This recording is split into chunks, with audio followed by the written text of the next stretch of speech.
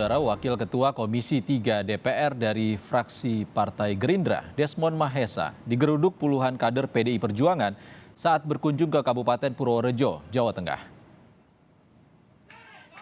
Puluhan kader PDI Perjuangan menggeruduk Desmond yang sedang makan siang di salah satu rumah makan di Purworejo. Mereka meminta Desmond mencabut dan meminta maaf atas pernyataannya yang dinilai menghina Presiden pertama Republik Indonesia, Soekarno. Pernyataan itu dikeluarkan Desmond pada 8 November lalu saat menanggapi permintaan PDIP agar negara meminta maaf kepada Presiden Soekarno buntut TAP MPRS nomor 33 tahun 1967. Desmond menilai permintaan PDIP itu sebagai lucu-lucuan.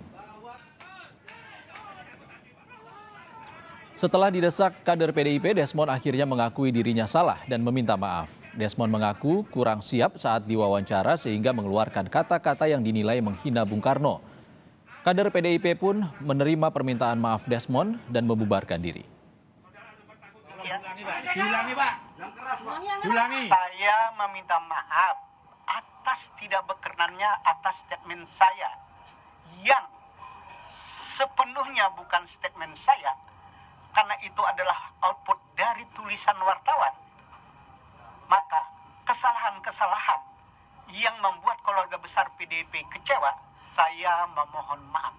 Tidak ada keluarga PDIP, Pak. Semua pengagum Bung Karno, Pak. Termasuk Pak Bung Karno tidak hanya milik PDI Perjuangan, Bung. Milik kami, Pak. Milik Gerindra.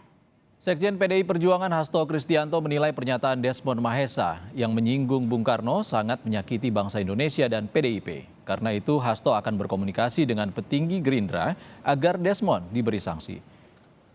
Soal buntut pernyataan Wakil Ketua Komisi 3 DPR fraksi Gerindra Desmond Mahesa yang diprotes kader PDIP Purworejo akan kami bahas bersama Wakil Ketua Komisi 4 DPR fraksi PDI Perjuangan Arya Bima.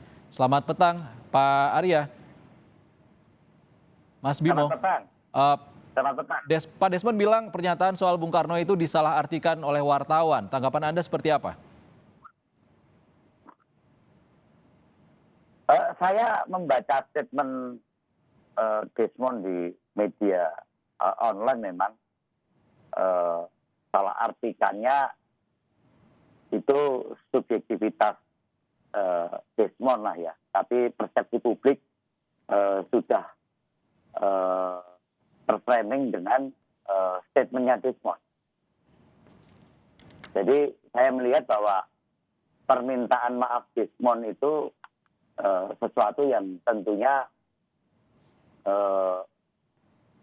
bangsa ini juga berhati besar ya juga penuh pemaaf, tapi sekali lagi bahwa Desmond perlu belajar lah ya, tentang sejarah bangsa ini, apalagi sebagai wakil rakyat, ya, sebagai figur publik, ya, perlu lebih bijaksana dan berhati-hati bicara.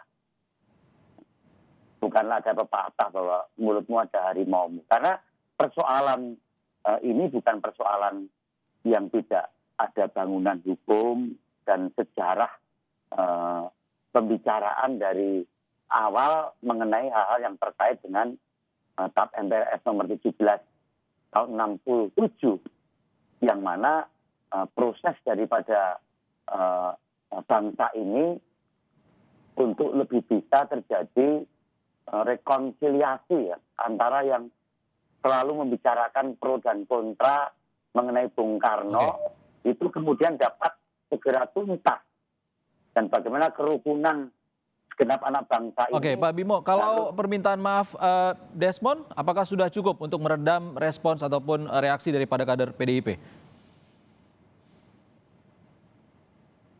Kalau saya sebenarnya dia jangan minta maaf dulu.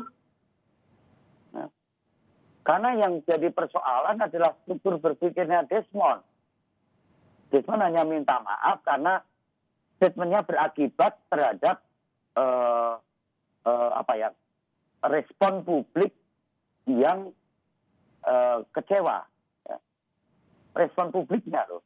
Kalau saya menginginkan sebenarnya Desmond mempertahankan saja apa yang disampaikan sehingga kita bisa bicara lebih membawa persoalan ini ke struktur bangunan hukum yang harus diyakini Desmond seperti apa sih kan gitu. Nah, ini yang menurut saya perlu dikelirkan supaya pandangan sikap pro kontra itu akan lebih jernih dan bagaimana anak-anak muda generasi saat ini ya, itu mampu bersikap ya, lebih dewasa dan bagaimana hal-hal yang terkait dengan persoalan sejarah itu mampu diluruskan, ya. Apalagi juga menyangkut soal Bung Karno. Oke. Ini yang saya khawatirkan bahwa Desmond tidak memahami benar bahwa bagaimana perubahan TAP MPR nomor 17 MPR 67 itu sendiri yang memang sudah tidak diperlukan lagi karena tidak bisa ditindaklanjuti dan itu sudah dipertegas di dalam TAP MPR nomor 1 MPR 2003 tentang peninjauan terhadap materi dan status hukum ketetapan MPR RI tahun 60. Ini yang menurut saya bisa-bisa konstruksi bangunan hukum Desmond mengenai TAP MPR nomor 17 MPR 67 ini masih dalam konsepsi yang lama. Sementara proses yang terjadi sudah jelas bahwa perubahan dari hal yang terkait dengan TAP MPR nomor 17 itu Oke, Pak Bima. Kalau dari Sekjen PDI Perjuangan, Pak Hasto kan akan berkomunikasi dengan Partai Gerindra, dengan Pak Prabowo dan juga Ahmad Muzani, minta Desmond ditindak. Sanksi apa yang diharapkan dari PDIP? Itu wilayah dari internal Gerindra ya. Yang lebih penting lagi ini kan satu persepsi yang tidak bisa tidak dalam posisi Desmond sebagai pejabat publik juga sebagai wakil ketua Komisi 3.